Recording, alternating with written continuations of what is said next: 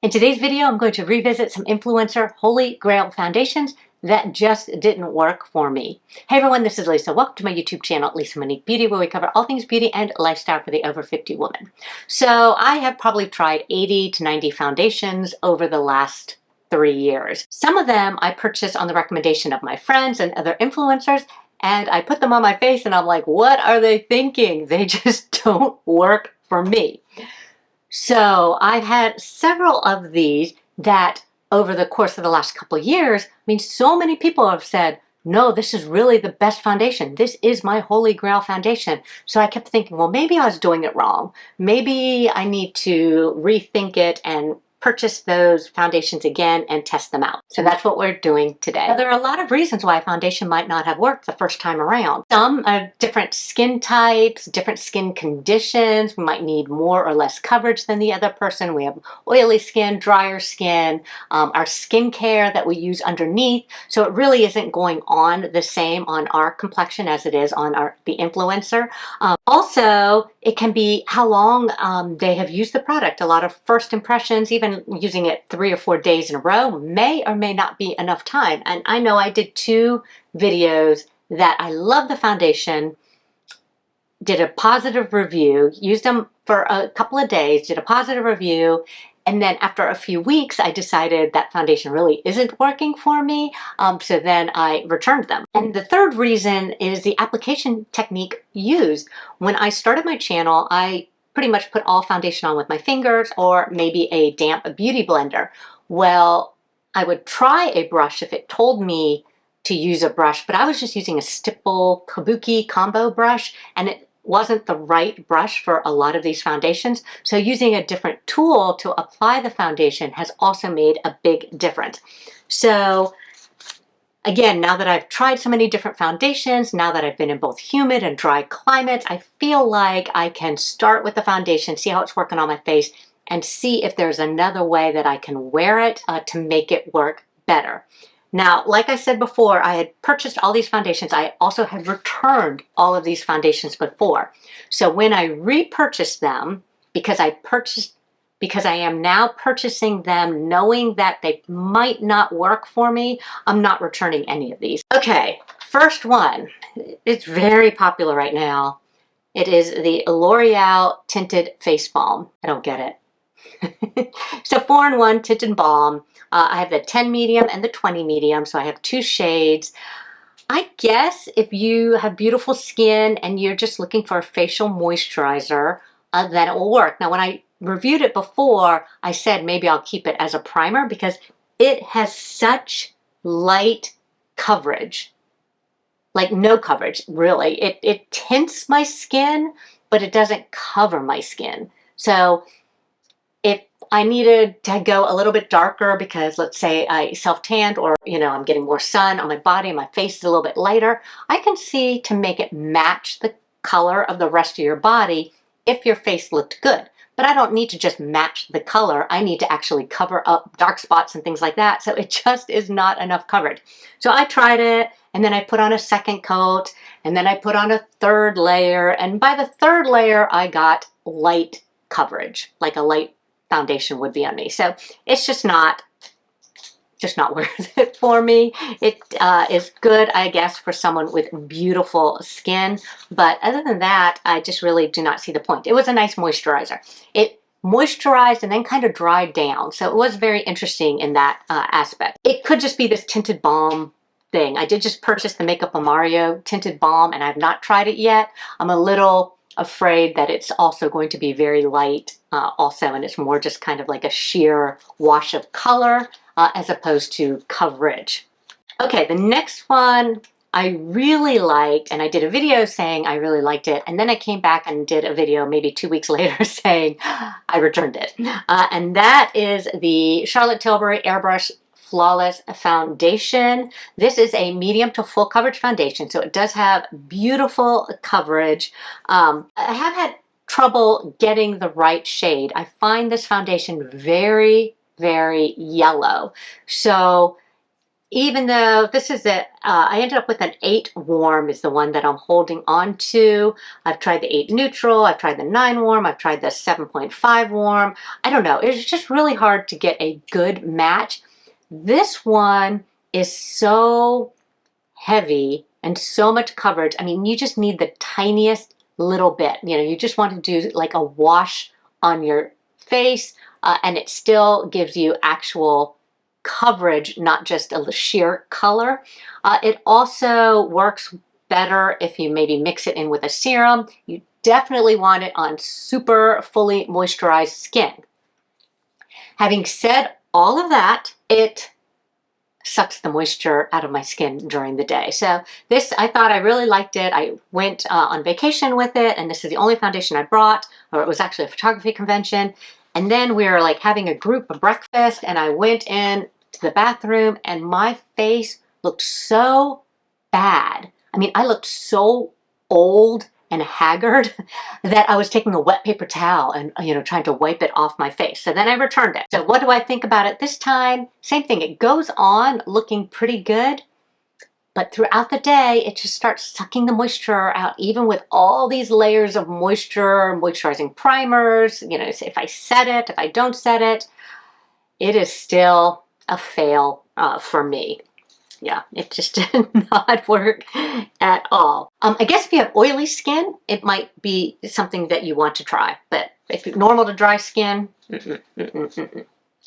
Okay, next one also was one that I really liked. I did a positive review, and then I ended up returning it. And I don't think I updated my review, and people are still watching my original video. And that's the Estee Lauder Futurist Hydra Rescue. I have right now the 4N2 Spiced Sand. I remember when I had it before, it was in the winter, it was in January whenever it first came out. They didn't have the 3N2 Wheat, which was my Estee Lauder Double Wear winter shade. So they matched me at the makeup counter with 3N1, which was an ivory beige. This foundation stays really dewy. It's one of those with an SPF. So SPF foundations tend to look very dewy on me, can go greasy on me if it's really hot and humid. But the 3N1 also turned a little orangey on me, which I thought was strange because it's ivory beige. I wouldn't have thought it would have turned orangey, but it did. I kept having to powder it down because it was looking too shiny, and I just really wasn't a fan. So now that I repurchased it with my summer shade, and now that I'm a little better equipped with setting sprays and getting the foundation to stay a little bit better without shifting, I actually have really loved this. I have been wearing it, and what I've been doing is I dot it on my face, and then I spray my foundation brush with the setting spray and blend it out. And so it's a mattifying setting spray, and I think it just calms down a little bit of that dewiness, and it keeps it from moving. Now, I applied it, and I don't really have the evening video here, but I applied this at 8 in the morning to make the video, and then it was probably 5 or 6 p.m. and I was meeting my girlfriend. No, it was 7 p.m. We were meeting at 7 p.m., but so it was probably 5 or 6 p.m., and I was looking in the mirror, and I was like, I think I only need to reapply some foundation right at my nose. I mean, my face looked great with the setting spray, the blush held up all night, everything. So I actually thought it looked great until I took it off at the end of the night when I blended it in with a little bit of setting spray. And this shade, the 4N2 Spiced Sand, is the same shade as my Double Wear, and it is actually a perfect shade match. So I have actually been wearing this quite a bit lately, using that technique, and I am really enjoying it. So it's not necessarily my holy grail favorite, but it has moved itself into my daily foundation rotation. Next up is the Wet n Wild Tinted Hydrator. My friend Kat from Cat's Eye Beauty loves this. My friend Sherry from Graceful Beauty loves this. I could not get a good shade match when I first tried it, which was my winter skin. And yeah, I just didn't really have a good shade. But now that I've got some color, I have both the tan, or the medium deep, and then the tan medium deep, which is funny because I think the tan medium deep is lighter than the medium deep. But Either one of these, depending on the day, actually looks really good on my complexion. It is beautiful. It reminds me of the NYX Born to Glow as far as texture and consistency, or the L'Oreal Infallible Pro Glow foundation.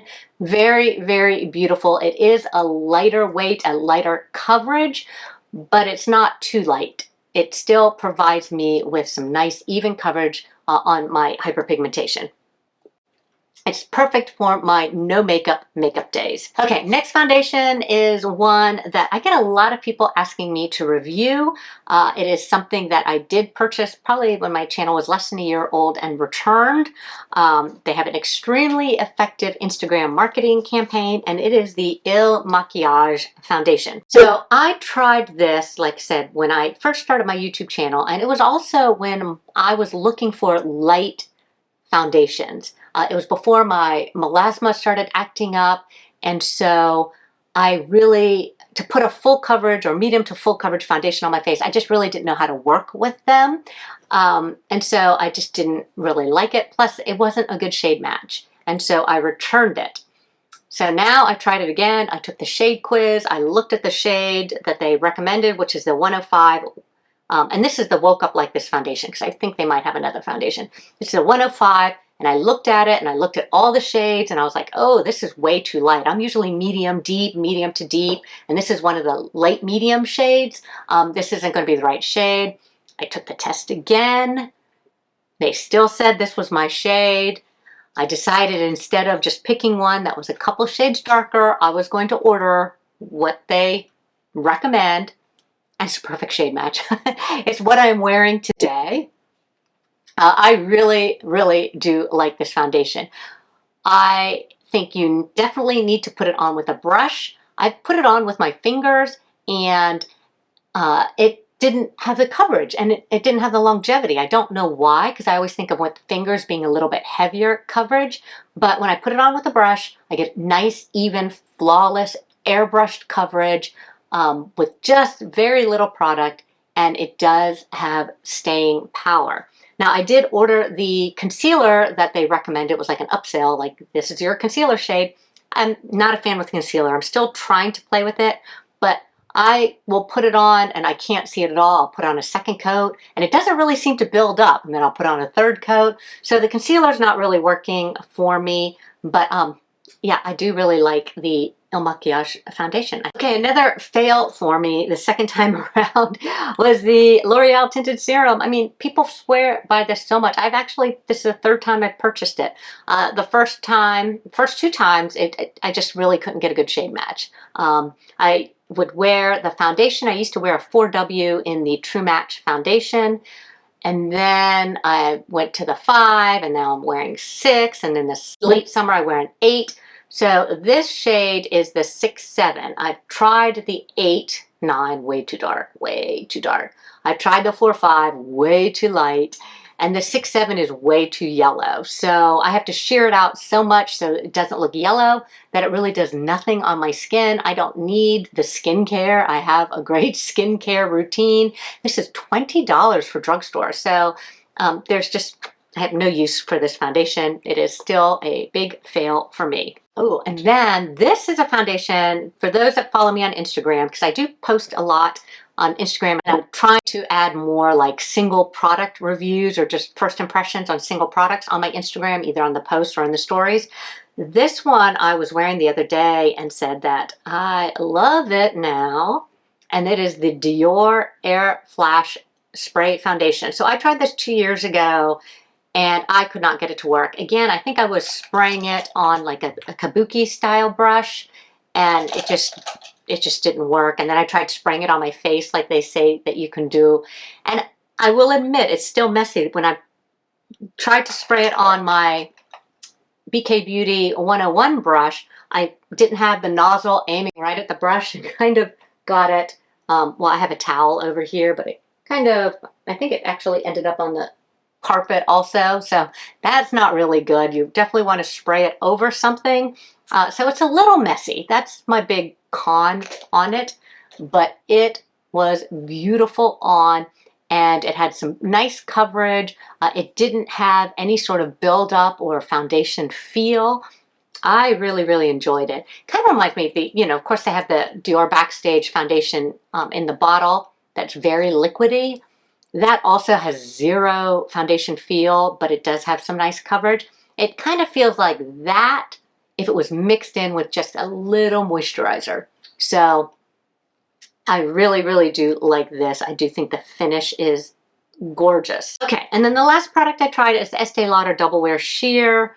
I didn't like it when I first applied it because it had some sort of film. I think, when everyone was trying to come out with these foundations that worked really well and with a mask, they would almost dry down with this weird film, and I don't like that. I have some other foundations. I feel like Lisa Eldridge does that too. This one looks good on the skin initially. It didn't get real as shiny as I felt like it looked before. It was just okay. Like, I'm keeping it. The shade is great. It's the 4N2, so it's the same shade as the Futurist. I just don't really see it being worked back into my foundation rotation. It's just okay. That's all I can say. It's okay. I don't hate it. I don't really like it. It's certainly not a holy grail. It doesn't have any benefits as far as I can see. I'm just not even sure where it would fit in. And that's it. So I had 4 fails. I have 4 fails second time around and 3 that have moved into my foundation rotation. So let me know what you think. Let me know if you've ever retried a foundation that you didn't like the first time around and then love. I will say another one. I've talked about it in another video, so I didn't put it in this video, but the ABH, Anastasia Beverly Hills, another full coverage foundation that I bought when I didn't really need full coverage, and I didn't like it, so I returned it. And then later it moved into a holy grail status because once that hyperpigmentation starts developing a little bit more as we age, I really did love the coverage. So let me know what you think down in the comments below, and let me know if you have any other foundations that you would like me to try. Thank you so much for watching, and we will see you next time.